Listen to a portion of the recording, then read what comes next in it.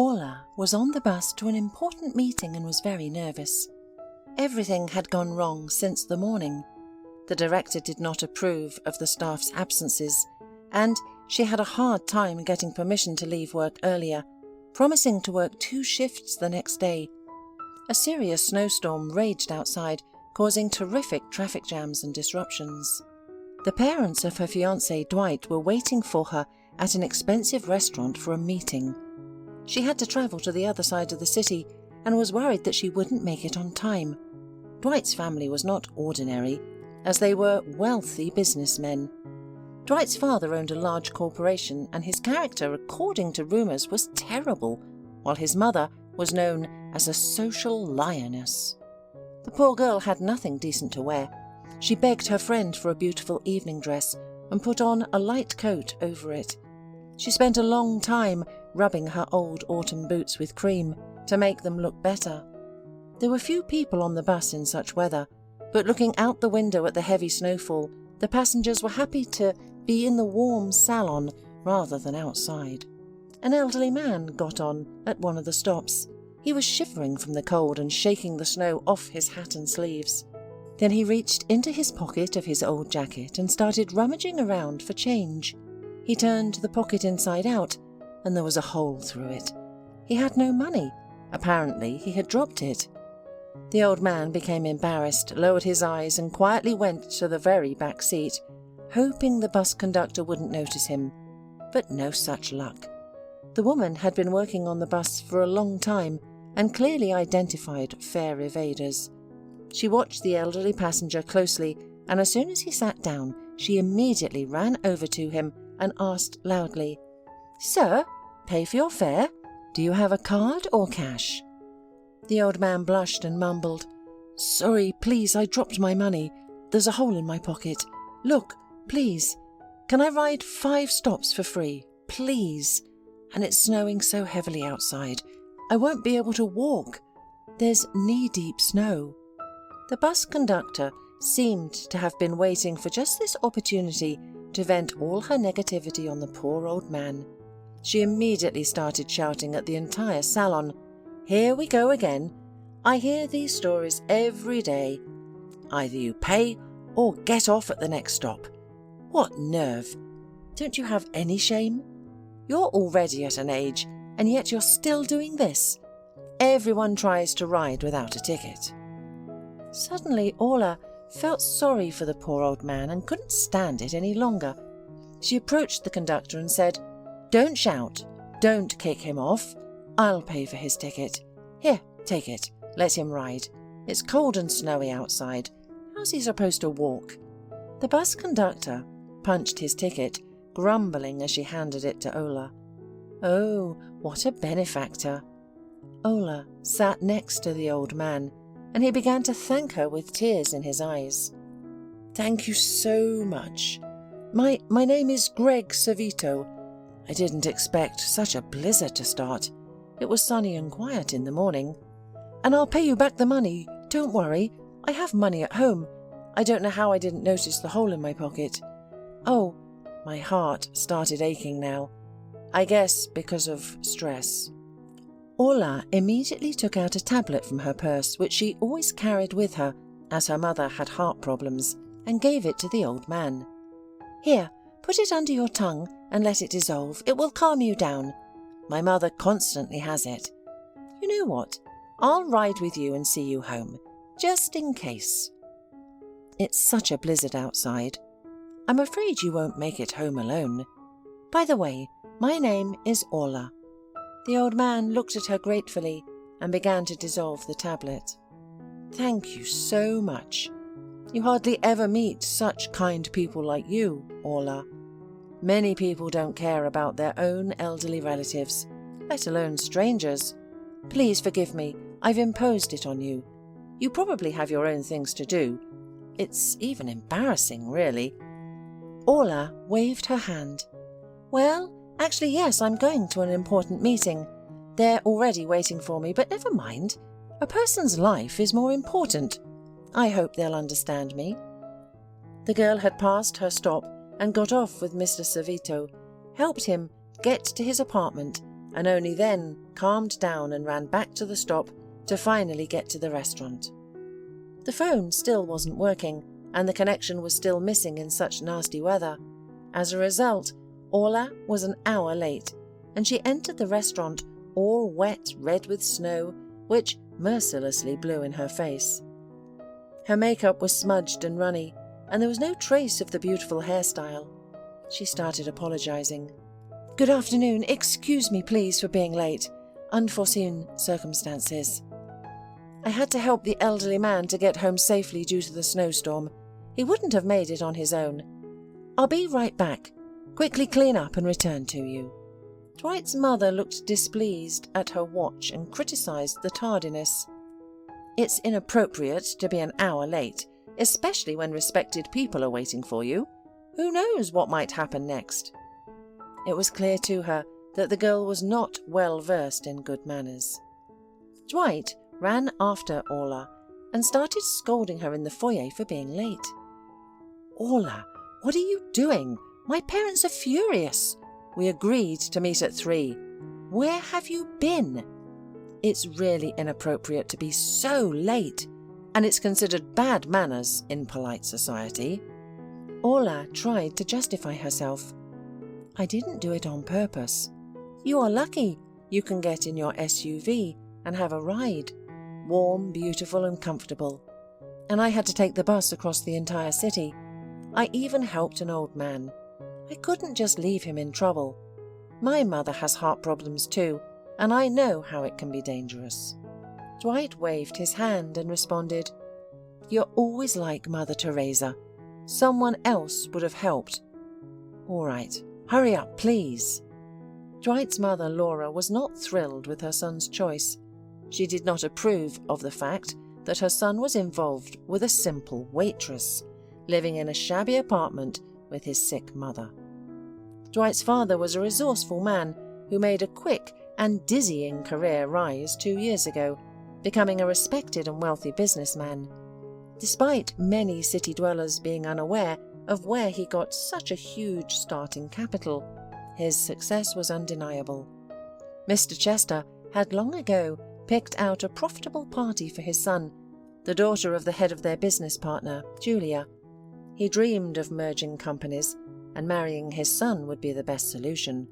However, Orla appeared out of nowhere and messed up all the plans.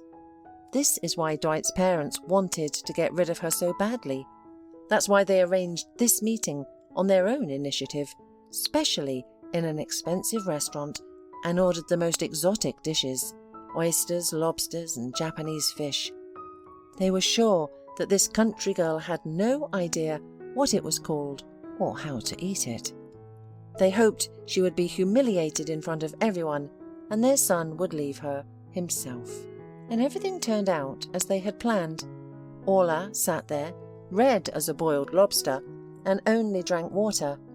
She didn't know how to use tongs and skewers to cut the lobster, and she didn't know what to do with oysters either, as they didn't serve such delicacies at their cafe.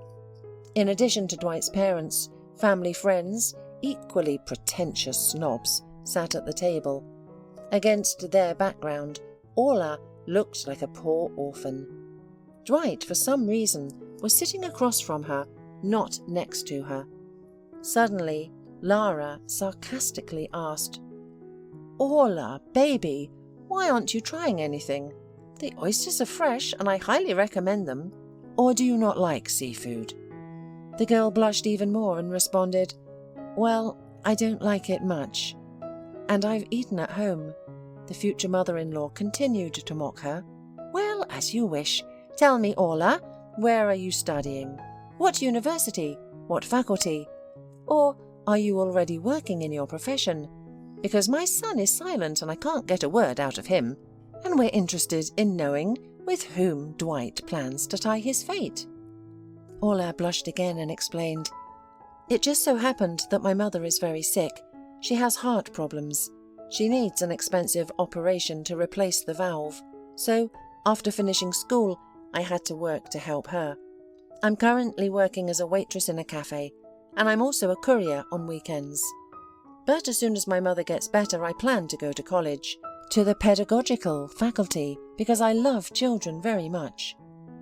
One of the guests interrupted the conversation and sarcastically remarked, "And what will you teach them? To wash dishes and set the table? Bravo! Well, Dwight, I'm really shocked by you." Laura looked significantly at her son and said, "Sonny, are you sure you didn't mix anything up? Did you invite a decent bride or the first waitress you saw?" Then the woman smirked at Orla and said in a sweet voice, "Sweetie, if you just want money, you can work at my house as a maid. That would suit you better than being our son's bride, because I see you don't have any other talents." Orla wanted to disappear through the floor and looked at the groom with hope. She expected him to stand up for her and tell his shameless mother that he loved her and that she was not a maid but his bride. But no, Dwight was sitting silently like a mouse. He was angry at Orla. He was embarrassed that she really acted like a commoner. He was ashamed in front of his father's influential acquaintances. Now everybody would start to gossip that Dwight Chester got involved with a waitress. His overbearing mother answered for him, "You know, Orla, we will not keep you. Dwight will stay with his family and you will go. You found your way here, then you will get back on your own. All the best to you." Orla couldn't tolerate such mockery anymore and ran away from the table in tears. She hastily put on her coat and rushed out of that hateful place like a madwoman. Inside, she was boiling with hurt and anger. How could they do this? Why did they insult me? And Dwight, he didn't even say a word in her defense. Wimp. Mama's boy. Let them all go with their family. Orla, crying, barely made it home and had to trudge through huge snowdrifts, half the way since the buses were no longer running and the roads were not cleared. The snow was everywhere, inside her coat and boots. It melted and flowed in streams over her body, but the girl didn't even notice it. She entered the apartment all wet and frozen like an icicle, and immediately threw herself into her mother's embrace. "Mum, I feel so bad. Can you imagine? They all looked at me as if I were nobody or dust, and frankly, they made fun of me for being a waitress. Dwight's mother called me a maid, saying it was the most appropriate place for me in their family. And Dwight didn't support me. He didn't even take me home. He sat there silently, as if I weren't his bride, but a punching bag. Why did they invite me there at all? Did they want to shame me and make me a laughingstock? And they succeeded. I'll never forgive him for this disgrace. Let him go to hell. It's better to be a waiter than to let others walk all over you." Helen stroked her daughter's head, comforting her as best she could. "Don't cry, my good girl. It breaks my heart to see you like this. God will judge them all. And about the groom, I've been telling you for a long time that nothing will come of it. You're not a match for him.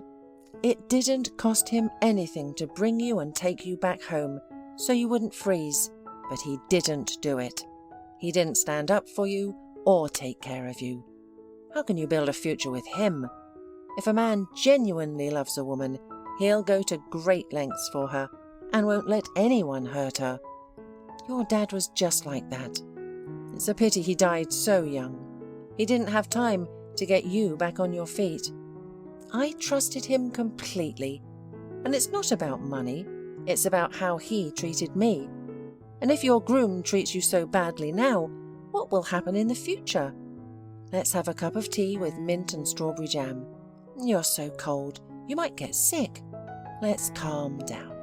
Orla hugged her mother and whispered, "Thank you, Mummy, for your support, warmth and tenderness. It means so much to me. Oh, by the way, I didn't tell you how I met Mr. Savito, the elderly man on the bus. The bus conductor wanted to throw him out into the cold because he lost his money. I felt so sorry for him. He was clean, neat, but just old. So I paid for him. And then he felt sick, so I escorted him home. That's why I was late for that damn restaurant. If I knew they would disgrace me like that, I wouldn't have come at all." Helen praised her daughter, saying, "You did everything right.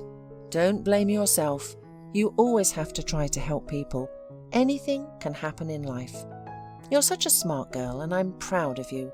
If it weren't for my illness, you would have already studied to be a teacher. And you did so well in school.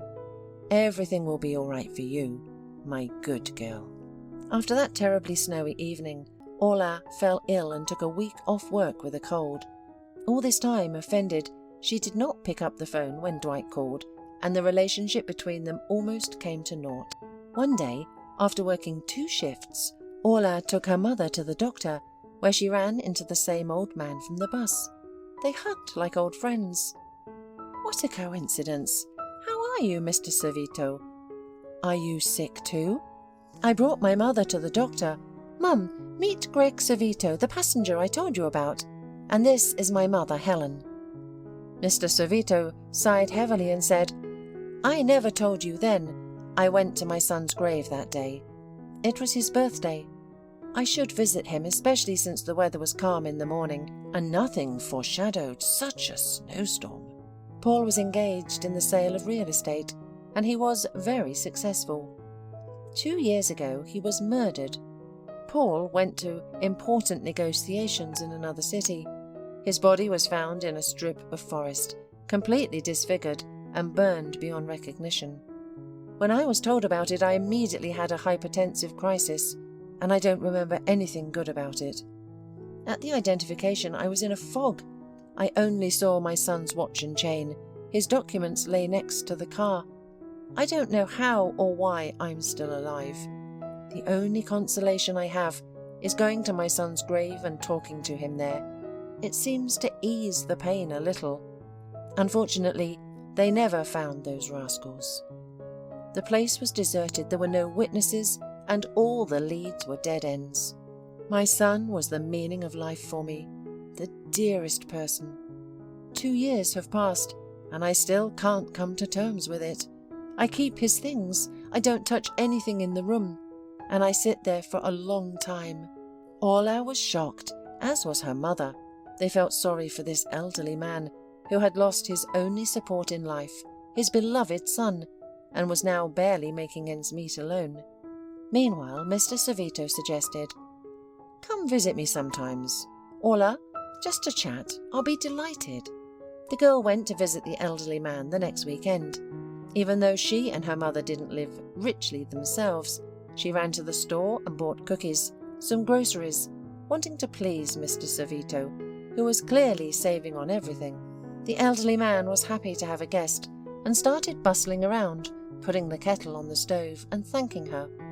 "Orla, how glad I am that you came. Why did you spend so much? I'm even embarrassed, honestly." The girl objected. "Everything will be useful, Mr. Servito. Please, eat and enjoy. I understand that you can't live well on one pension." "Don't worry, I have everything I need," the old man replied. "You know, after my son's death, a good amount of money comes to my pension card every month. It says it's from a charity fund. It really helps. It's hard to believe that such a thing is possible in our time. Sit down and we'll have tea now. I even have a real honey. A friend of mine who keeps bees treated me out of kindness." Orla spoke with Mr. Servito for a long time, and he showed her a photo of his deceased son. The girl looked at this pleasant, smiling young man, and she couldn't believe that he was no longer alive. He was only 30 years old. The old man discussed his life, and it was clear that he missed communication a lot. "By the way, I am a teacher by education. I taught mathematics at the university all my life. Many people still remember and know me. And my wife Tammy worked as a saleswoman. She had a talent for trading. We met when I came to buy vegetables and fish. She advertised everything to me so much that I left with a huge bag. I immediately liked Tammy. She was like Thumbelina, small with a laugh like a bell and mischievous curls on her head. We lived soul to soul, and we hardly ever quarrelled. But God didn't give us children for a long time. At first we were worried and we ran to the doctors. But what was medicine like then? They just shrugged their shoulders. Then, unexpectedly, when we turned 45, Tammy got pregnant. She couldn't believe it at all. She thought it was menopause. All the doctors, without exception, advised against giving birth. My wife had serious problems with her heart, blood vessels and vision.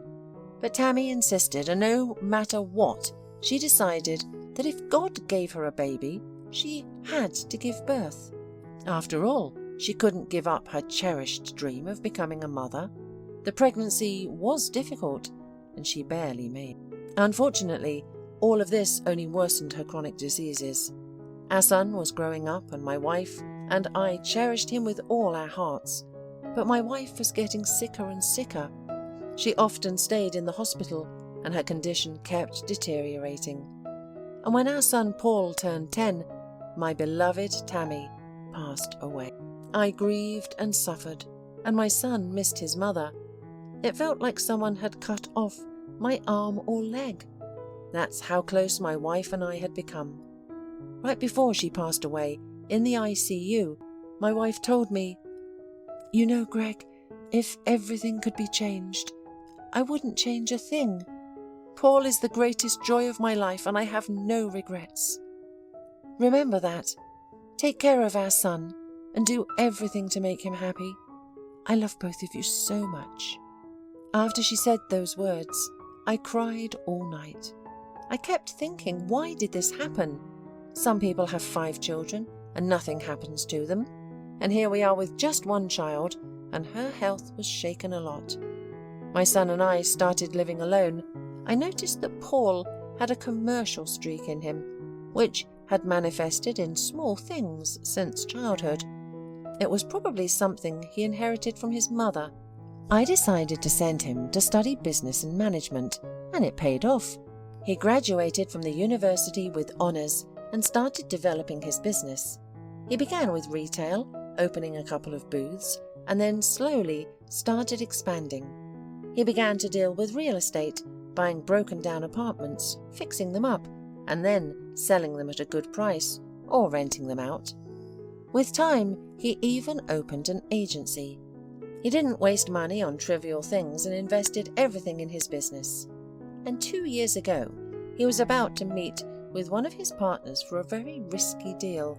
He was going to sell his entire business and invest in I tried to dissuade him and asked him to think it through, but he didn't listen to me. And after my son's death, his business also fell into the wrong hands, and I was left with nothing. Are you planning to get married? Such a beautiful and kind girl can't be alone for long. Do you have a fiancé? Orla became sad. Everything fell apart with me and my fiancé. We're from different worlds. I'm just a waitress, and he's the son of a businessman. We met by chance when he dropped his wallet at the bank, and I returned it to him. He was very surprised, saying that such things don't happen in our time. I immediately liked Dwight. He was my first love, and he wasn't a snob. We were comfortable together. But his parents apparently thought differently. They held a meeting for me, specifically in a fancy restaurant, just to shame me. And Dwight just sat there like a statue and said nothing. I can't forgive him for that. And that's how we fell out. Am I to blame that my mum is sick and needs surgery? And where am I supposed to get the money? I had to work instead of going to college, even though I dreamed of becoming a teacher. But I believe that I'll save enough money to go to college, even if it's a couple of years later. Mr. Savito just raised his hands. You're such a wise and intelligent girl, Orla, beyond your years. You're doing everything right, and don't worry about your fiancé. That just means he didn't really love you. Otherwise, he wouldn't have let you go.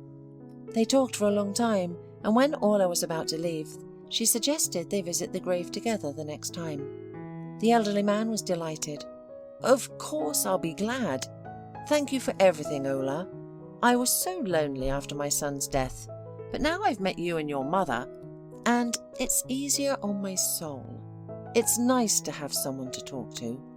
The following weekend, Orla and Mr. Savito went together to Paul's grave, just as they had planned. The cemetery was deserted, especially in winter.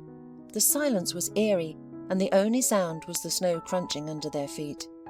And suddenly, from a distance, they saw a tall man standing near Paul's grave. He had his hands in his jacket pockets, and he was wearing a hood. Mr. Savito began to move faster. Something subtly familiar seemed to him in the figure of that man. As he got closer, he asked, "Hello, who are you? Did you know my son? Tell me, I beg you." The man threw back his hood sharply, revealing a deep scar on his cheek. It was Paul himself, alive and unharmed.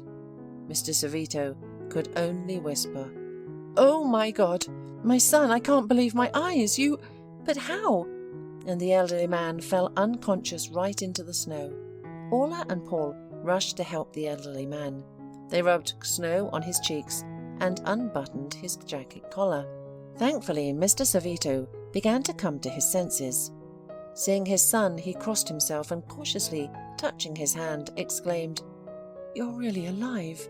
Paul, my son. But then, who has been lying here for 2 years? Whom did I mourn?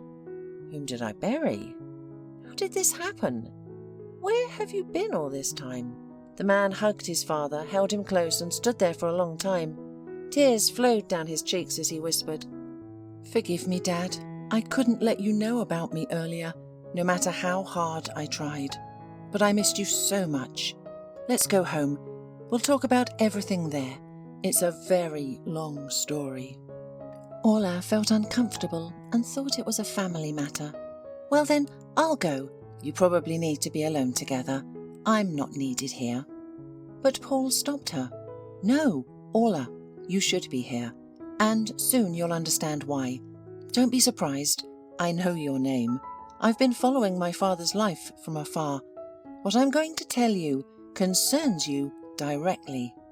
The girl wondered how the lives of complete strangers could concern her, and Paul began his long and convoluted story. "Remember, Dad, on that fateful day, I went to important negotiations. I was planning to have a new partner. At the gas station, one guy, slim and quiet-looking, asked me for anyway. For some reason, he sat behind me. I told him, 'What are you doing? It's uncomfortable back there, sit in the front.' But he only waved his hand and said, 'I want to take a nap. I haven't slept all night.' On the way, we were passing a grove, and my companion, Igor, asked to stop. His stomach was cramping and he couldn't bear it. So I turned off the road, drove into the woods a little and turned off the engine. And then that scoundrel attacked me from behind with a rope. I still have a scar from that. At first I struggled, but then the light went out. That's it, I don't remember anything else. I woke up a couple of hours later on the wet ground. Blood was pouring from a wound on my side, all beaten up. And moreover, a bunch of pine brush was on me. He buried me there, alive. I thought I was dead, and such anger came over me. No, I thought, I won't die for anything until I find out who did this to me. I started to get out of there somehow, crawling, not knowing where, all night through excruciating pain. I lost consciousness several times, then came to and crawled again. In the morning, a big dog ran up to me and started to howl strangely. I thought for sure that my end had come now. I closed my eyes, lay there afraid to move, and prayed, "Lord, help me." And then the gamekeeper ran up to me on a dog's howl, threw me over his shoulder and carried me to his hut. I begged him, "Don't take me to the hospital. They'll find me there and finish me off. If I die, bury me in the woods, please." And I lost consciousness again. I only woke up a couple of days later. The wounds were severe. The man took care of me for a long time. He gave me antibiotic shots, made me drink herbal infusions, and made all kinds of compresses. I owe him so much. So 6 months went by. I was so weak that I almost didn't walk. I just lay there, and when I got better, I quietly returned to the city. I started to help you because I had money in a secret place. I was always thrifty, saving up, and it was helpful. And here's what I found out. It turns out that the same guy who sat next to me in the car then, Igor, was a hired hitman. They paid him a lot of money to get rid of me. He thought he had done away with me and left me there in the woods. But the guy was very greedy for money, so he took everything from me, down to the last thread, and put on my watch, my gold chain, my leather jacket, and of course, he took my wallet with money. And he decided to transfer the car to another place, farther away to cover his tracks. But he didn't count on one thing. His customer himself was following us. He wanted to make sure the job was done, and also to get rid of the performer, so as not to pay him, and so that there were no extra eyes and ears. Orla couldn't resist and asked, "So who was the customer? What kind of monster would do something like this? I just can't wrap my head around it."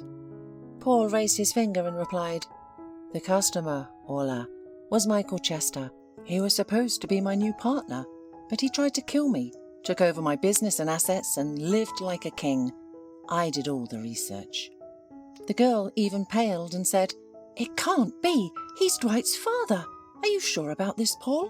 The Chesters boast about having a model family and being businessmen from high society. They humiliated me. They said I'm not on their level. Did Mr. Chester really resort to murder?" Paul sadly smiled and said, "He isn't a respectable businessman at all. I didn't know about it at the time, but he offered me an attractive project to work on together, and I fell for it. I was taken out, and he took it all for himself. Then he went up very fast with my money.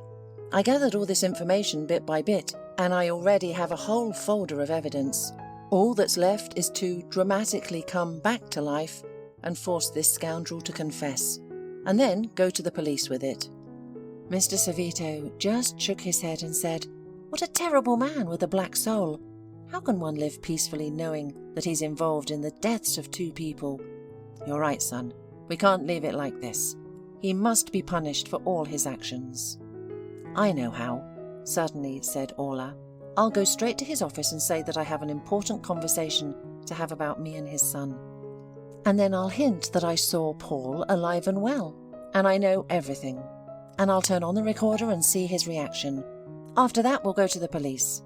Mr. Servito waved his arms and said, "No, Orla, don't do it. Please don't get involved in this terrible story. It's very risky. You could be in danger, as such a type won't stop at anything." But the girl replied sharply, "These people offended me for no reason. They made fun of me, and my fiancé even turned away. So I can't stand by and do nothing. I want to look into his eyes." "Orla," said Paul, "thank you for your involvement. You're a very good, kind and open-hearted girl, but I can't let you take any risks. I'm categorically against this reckless idea.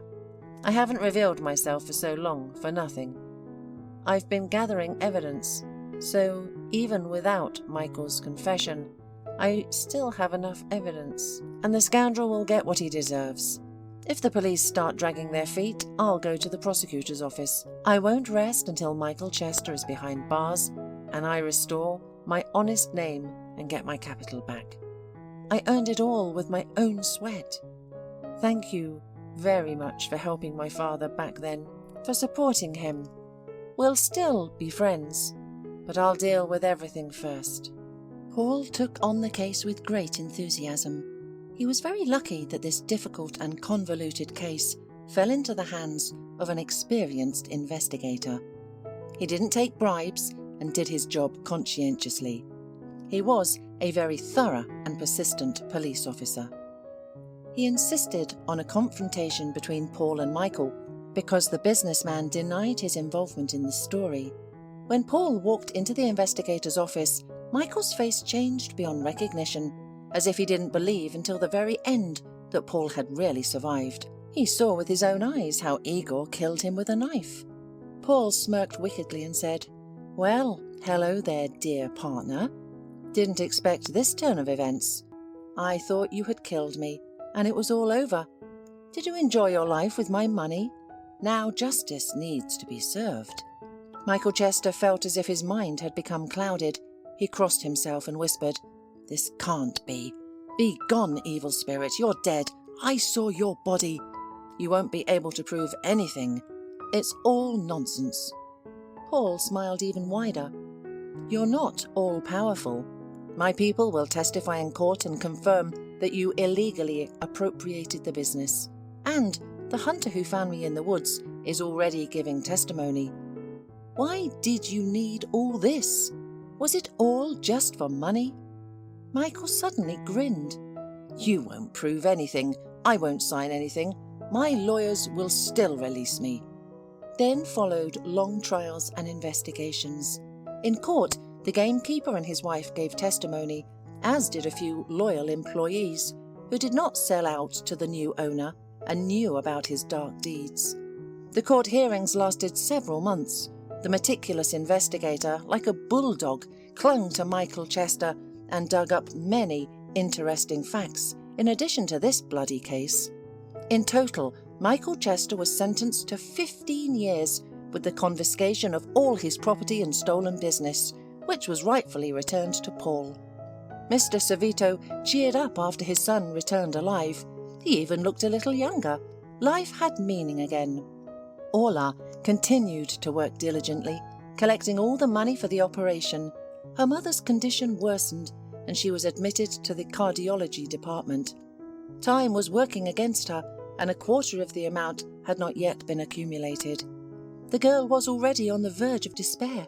She was thin, sleep-deprived, and torn between work and visiting her mother in the hospital, trying to cheer her up. One day she was just finishing her shift at the cafe when she unexpectedly received a call from the hospital. The girl's heart sank and seemed to stop altogether. The thought raced through her head, "Is it all over?" But the nurse briskly told her, "Orla, your mother's operation has been fully paid for and approved. We are preparing her for tomorrow. Could you come by to sign the documents?" Orla could not believe what she heard.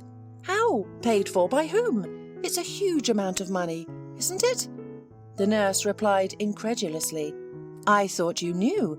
The man did not introduce himself. He preferred anonymity.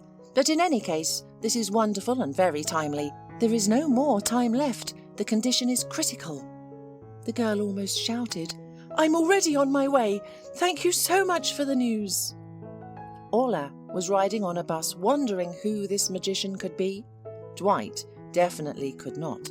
And then it dawned on her. Paul, it's definitely him. There's no one else, is there? The girl dialed his number with trembling hands and almost shouted, "Paul, my dear, you're my saviour. Thank you. I knew it was you who paid for my mother's operation. No one else is capable of that. I'm forever in your debt now, and I'll give you everything I have. I have some of the money, and the rest I'll pay off in installments." The man interrupted her, saying, "Don't even think about it. Your money will still be helpful for your mother's rehabilitation. You don't owe me anything. This is from the bottom of my heart. I wish your mother a speedy recovery. After all, you also helped my father and supported him in a difficult moment, without thinking about yourself." The operation was successful, and Helen began to recover. Orla took time off work and spent all her time at her mother's bedside, helping her recover faster and supporting her. Paul was also there, not leaving the girl. They became very close, talked a lot and became friends, although Paul more and more caught himself thinking that he really liked this sweet, kind and responsive girl. When she looked at him with her huge green eyes, with big fluffy eyelashes, something turned over in his soul, and it became so warm and good. He wanted to be by her side, to protect and take care of Orla, and not to part with her for a moment. Something unimaginable was happening to the girl too. She often looked in the mirror, grooming herself, wanting to become prettier, to please Paul. The 10-year difference between them was not felt at all. She did not even notice the scar on his face. For Orla, Paul was like a knight, like the ideal man. Paul immersed himself in business. He needed to make up for all that was missed in 2 years. But the more he worked hard, the more he caught himself thinking that it did not bring him the drive and satisfaction as it did before the attack. Now, after meeting with Orla, He wanted only one thing, more than anything else in the world: to have a strong family, to have children, so that not only his father, but also a beloved and loving woman would be waiting for him after work. Orla finished her shift at the cafe, exhausted beyond belief. Her legs were still buzzing. Suddenly, Paul entered the cafe with a huge, beautiful bouquet of crimson roses. He approached the stunned girl and handed her a bouquet. "This is for you, Orla. You are as beautiful as these roses. I realized that I couldn't live without you. I want to be there for you and always support you. I love you. Will you marry me and be my wife?" Orla was speechless, tears streaming down her face. She just swallowed them and nodded in agreement. Then Paul approached her, took her hand and gently kissed it, holding her close like the most precious treasure. Visitors and girls from the kitchen applauded. It was so sincere and touching. Orla quickly changed into something more comfortable and got into the car with Paul. She breathed a sigh of relief and enjoyed stretching her tired legs. The man said to her, "You won't work here anymore, starting tomorrow. And no more side jobs. You'll ruin yourself like this. I want you to study, get the profession you dream of, and enjoy life, instead of exhausting yourself. And don't worry about money. My earnings will be enough for everyone. What would you like to study?" Orla looked at Paul with gratitude and said, "I love children very much and would like to become a teacher or educator. It's restful for me to be with kids." "Thank you, Paul.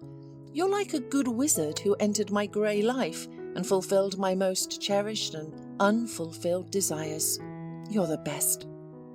The man was very pleased with such warm and sincere words. His heart beat faster, and he said decisively, "Tomorrow we're going on a yacht ride on the river. I promise a sea of positivity. I've come up with such a route, and the nature there is wonderful. You'll definitely like it. Besides, the weather is just perfect. It's a sin to stay at home." Orla spent a long time getting ready, anticipating her meeting with Paul. She wanted to please him. She put on a light, long flowing dress made of weightless fabric, let her long hair down, and put on summer sandals with ankle ties. Paul was waiting for his now fiancée at the pier, at the yacht club. His heart skipped a beat when he saw Orla from afar. She looked like a princess, fresh, beautiful, and impossible to take one's eyes off. The man had prepared everything carefully. The table was already set on board the yacht with champagne, light snacks, and fresh, fragrant strawberries. Pleasant romantic music was coming from the speakers, and the couple set off on a romantic journey. It was unforgettable. Orla felt like she had stepped into a fairy tale. They chatted happily, drank champagne, admired nature, and passionately kissed. And then Paul couldn't resist. He picked up his beloved in his arms and carried her to the cabin. Orla surrendered, and they were caught up in the whirlpool of passion. Paul, unlike her ex-fiancé Dwight, didn't promise her gold mountains or read poetry. He simply did everything that day to make her happy. He proved his love with deeds, and it was worth it. From that day on, the couple never parted for a moment. Orla quit her job at the cafe and entered the college, to the pedagogical department. Finally, her dream came true. She enjoyed going to lectures and taking exams, and soon became one of the best students in her class. Paul decided to buy a house outside the city and move everyone there. There was plenty of space, and everyone had their own room. Mr. Servito and Helen became friends, loved to talk about life together, and even arranged a small garden and flower bed so they wouldn't be bored. They were both happy that their children's destinies had intertwined, and that Orla and Paul were now together. Orla was absolutely happy because Paul became everything to her: husband, father, and friend. He was the wisest, most understanding, and best in her eyes. And for Paul, Orla was like his muse. He couldn't live without her, like without air. As for Dwight, after his family was sent to prison with confiscation, he and his mother ended up on the street without a penny. All their cards and accounts were blocked. And the so-called friends and acquaintances from high society immediately disappeared and wanted nothing to do with the impoverished family with a tarnished reputation. The guy had to urgently find a job to survive, but what was he good at? What was he worth on his own? It turned out that without an influential daddy, he was nobody, zero, and not fit for life at all. They rented a modest apartment on the outskirts with the remaining savings, and now the mother was mercilessly berating Dwight, demanding that he came up with something. The woman was used to luxury and wealth, and now it was unbearable for her to languish impoverished. But nobody took Dwight without experience, and after the story about Paul's resurrection and Dwight's father's involvement in the murder, all doors immediately closed, often without explanation. Dwight often remembered Orla, regretted that he had embarrassed her so much, did not support her, and yet she loved him just for himself, not because of his money or his father's position, but sincerely from the heart. And the guy couldn't take it anymore. He broke down and started drinking, at first sporadically, then more and more often, making ends meet with occasional odd jobs and leading a miserable existence. From a self-confident, brutal, handsome man, there was no trace left. Now he was just a common labourer in a shopping centre or at a market, wearing a cap, cheap jeans from the sale and a t-shirt. One day, Dwight was unloading a truck with furniture. Sweat was pouring into his eyes and his back was breaking. He caught a glimpse of a couple entering the shopping centre out of the corner of his eye.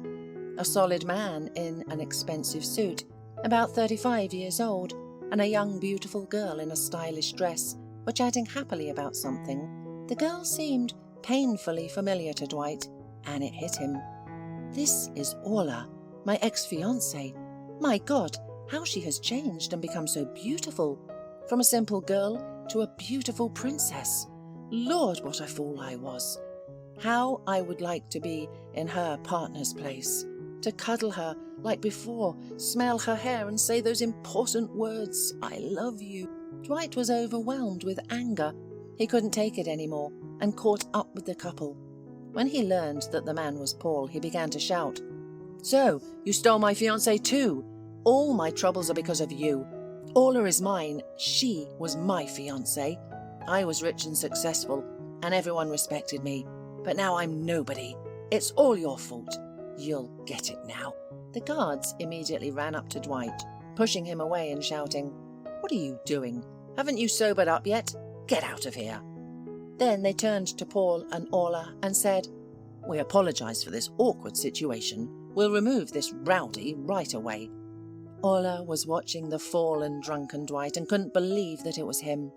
Paul just grinned bitterly and replied, "Your money-hungry father went to kill people. His hands are covered in blood up to his elbows, and it's not me, but he himself who is to blame for everything. And forget about Orla forever. You yourself pushed her away, drove her away, and offended her. So bite your elbows, loser. Orla is now my wife. We got married, and we're pleased. My advice to you is not to look for the guilty. Start with yourself.